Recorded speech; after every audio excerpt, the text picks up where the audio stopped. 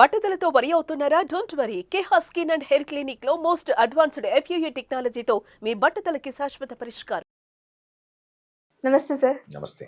Sir, bones అనేవి week అయిపోవటం ఇప్పుడు ఇంకా ఎక్కువగా చూస్తూ ఉన్నాం. సో దీనికి కారణాలు ఏంటి అని అడిగేటందుకంటే ఫస్ట్ మన డైట్ అనేది కరెక్ట్గా ఉండడం లేదు. మన బాడీ బలహీనంగా అయిపోవడానికి ది ఫ్యాక్టర్ వచ్చేసి డైట్ అనేది కరెక్ట్ ప్లాన్ లేదు.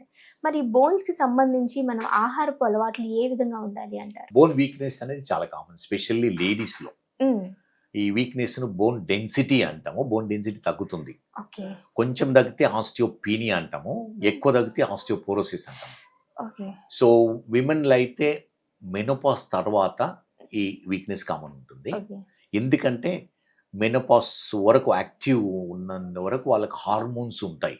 హార్మోన్స్ మన బోన్స్ని ప్రొటెక్ట్ చేస్తూ ఉంటాయి, అంటే కాల్షియం డిపాజిట్ చేస్తుంటాయి కంటిన్యూస్గా.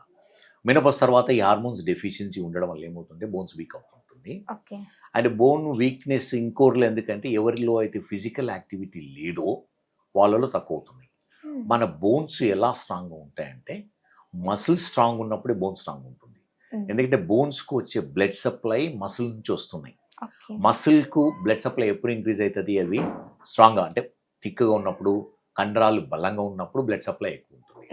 ఆ కండరాలన్నీ ఎముకలకు అటాచ్ ఉంటాయి కదా, ఎక్కడ అటాచ్మెంట్ ఉందో అక్కడ నుంచి బ్లడ్ సప్లై బోన్స్కు వెళ్తుంది. సో బోన్ స్ట్రాంగ్గా ఉండాలంటే కండరాలు స్ట్రాంగ్ ఉండాలి. అందుకని జనరల్గా ఏం చెప్తూ ఉంటాము, వెయిట్ బేరింగ్ ఎక్సర్సైజెస్ అంటాం. కొంచెం చిన్న డంబల్స్ తీసుకొని రిపీటెడ్గా సింపుల్ వాకింగ్ వల్ల బోన్ స్ట్రాంగ్ కావు చాలా వరకు. కొన్ని ఎక్సర్సైజ్ వల్ల అవుతుంటాయి. ఎలా అంటే వెయిట్ బేరింగ్, ఆ లోడ్ బేరింగ్ ఎక్సర్సైజెస్ అంటాం. మనము అప్పర్ లిమ్ అంటే చేతులకైతే చిన్న డంబల్స్ తీసుకొని రిపీటెడ్గా చేయడము. స్విమ్మింగ్ కూడా కొంతవరకు లోడ్ బేరింగ్ ఉంటుంది. క్రాస్ ట్రైనర్ ఉంటుంది, కొంచెం రెసిస్టెన్స్ పెట్టి చేయడము. ఆ విధంగానే చిన్న టెరాబ్యాండ్స్, ఏ యాక్టివిటీ వల్ల మనము లోడ్ ఇంక్రీజ్ చేస్తామో దానివల్ల మనము బోన్ స్ట్రాంగ్ అవుతాం. అంటే సిటప్స్ చేయడము, పుషప్ చేయడము, పైకి, ఇవన్నీ లోడ్ బేరింగ్ ఎక్సర్సైజెస్. వాటి వల్ల ఏమవుతుందంటే ఎముకలు స్ట్రాంగ్ అవుతుంటాయి. మన ఎంత కాల్షియం తీసుకున్నా, ఎన్ని వైటమిన్స్ తీసుకున్నా, ప్రోటీన్ తీసుకున్నా బోన్లో డిమాండ్ ఉంటేనే కానీ బోన్లోకి వెళ్తుంది, లేకపోతే అది ఎక్స్క్రీట్ అయిపోతుంది బయటికి. సో బోన్ లో డిమాండ్ అన్నారు సార్, అది ఎవరిలో తగ్గుతుంది అంటారు? ఎవరిలో అయితే ఫిజికల్ యాక్టివిటీ తక్కువ ఉందో వాళ్ళు తగ్గుతుంది. ఓకే, ఫిజికల్ యాక్టివిటీ అనేది ది మోస్ట్ ఇంపార్టెంట్ అంటారు. ఓకే, ఇంత పాస్ట్ వీడియోలో మనం ఆల్రెడీ మాట్లాడుకున్నాం సార్ డైరీ ప్రోడక్ట్స్ గురించి. సో దాని గురించి పూర్తి వివరణ నాకు రాలేదు, మళ్ళీ ఒకసారి అడుగుతున్నా. అసలు నిజంగా డైరీ ప్రోడక్ట్స్ అనేవి తీసుకోవచ్చా, తీసుకోకూడదు అంటే ఎందుకు తీసుకోదు, తీసుకోవాలంటే ఏ విధంగా? డైరీ ప్రోడక్ట్స్ అనేది very important part of our food. Milk, coffee, tea, పెరుగు, మజ్జిగ, తర్వాత ఎన్నో ఐస్ క్రీమ్స్ ఉంటాయి, చాక్లెట్స్ ఉంటాయి, ఎన్నో ప్రోడక్ట్స్ ఉంటాయి. అవి చాలా ఇంపార్టెంట్. ఎందుకంటే దాంట్లో not only proteins, very nutrients ఉంటాయి. అది కంపల్సరీ అందరు తీసుకోవాలి. ఎవరు తీసుకోకూడదు అంటే ఎవరికైతే లాక్టోజ్ ఇంటాలరెన్స్ అని ఉంటుంది. అంటే మిల్క్లో లాక్టోస్ ఉంటుంది గ్లూకోజ్ బదులు, ఆ లాక్టోస్ ఇంటాలరెన్స్ ఉంటుంది. ఏ విధంగా అంటే వాళ్ళ కడుపు నొప్పి రావడము, లూజ్ మోషన్స్ రావడము, వామిటింగ్ రావడము, ఆ సిమ్టమ్స్ ఉన్న వాళ్ళు డాక్టర్తో కన్ఫర్మ్ చేయించుకొని మీకు మిల్క్ వల్లనే ఈ ప్రాబ్లమ్స్ ఉన్నాయని వాళ్ళు తీసుకోకూడదు. కానీ మిగతా వాళ్ళకి చాలా ఇంపార్టెంట్. ఎవరికంటే చిన్నపిల్లలకు మిల్క్ అనేది చాలా ఇంపార్టెంట్, ఎల్డర్లీ వాళ్ళకు మిల్క్ చాలా ఇంపార్టెంట్. ఎందుకంటే వాళ్ళ డైజెస్టివ్ కెపాసిటీ తక్కువ అవుతుంది. అందుకని మిల్క్ తీసుకుంటే ఏంటంటే ఫుల్ మీల్ లాగా ఉంటుంది, చాలా ఇంపార్టెంట్ అది తీసుకోవడము. ఎవరికైతే intolerance, lactose intolerance, dairy product milk వల్ల ఇంటాలరెన్స్ ఉందో సోయా మిల్క్ అని ఉంటుంది. ఆ సోయా మిల్క్ సబ్స్టిట్యూట్గా తీసుకోవచ్చు, కానీ డాక్టర్ అడ్వైజ్ వల్లనే ఆపాలి. కానీ వాటర్ మిల్క్ తీసుకోకూడదు, మంచిది కాదు హెల్త్కి అనేది నిజం కాదు. సైంటిఫికల్లీ ఇంతవరకు ఎవరు ప్రూవ్ చేయలేదు. కానీ ఈ రోజు రేపులు ఏంటంటే అడ్వర్టైజ్మెంట్, కమర్షియలైజేషన్ వల్ల, ఫ్యాషన్ వల్ల కొంతవరకు ఓకే డైరీ ప్రోడక్ట్స్ వద్దు, వీట్ ప్రోడక్ట్స్ వద్దు, గ్లూటెన్ ఫ్రీ డైట్ అనేది కొంచెం ఫ్యాషనబుల్ డైట్.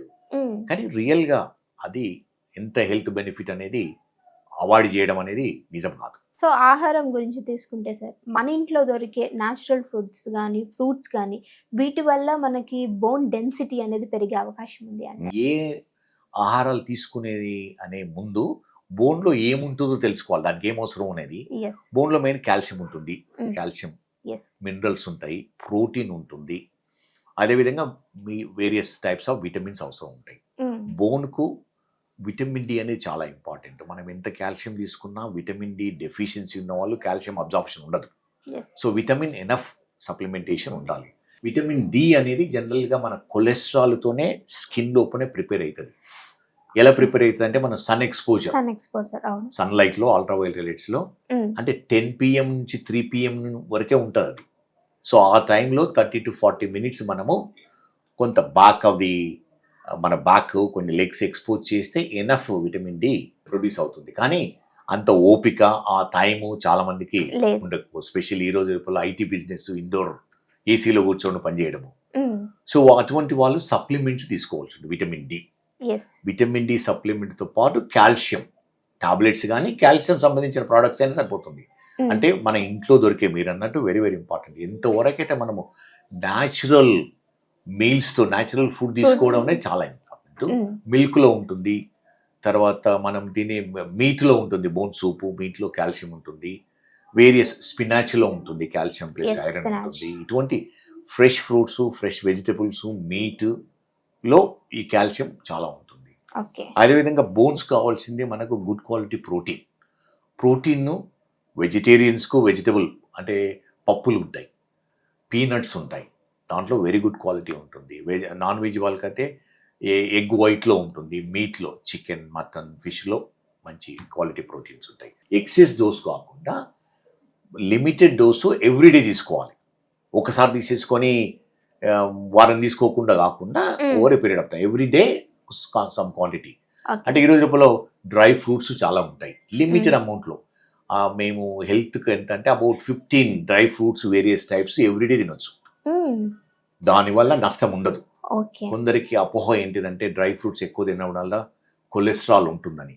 కానీ చాలా కన్జ్యూమ్ చేస్తే కొలెస్ట్రాల్ ఎక్కువ అవుతుంది. ఎవ్రీడే తీసుకుంటూ ఉంటారు కదా సార్? ఎవ్రీడే 15 వరకు తీసుకోవచ్చు. 15 different types of dry fruits అంటే బాదం, పిస్తా, వేరియస్ టైప్స్, వాల్నట్స్. ఇవన్నీ వాల్నట్స్ వెరీ గుడ్.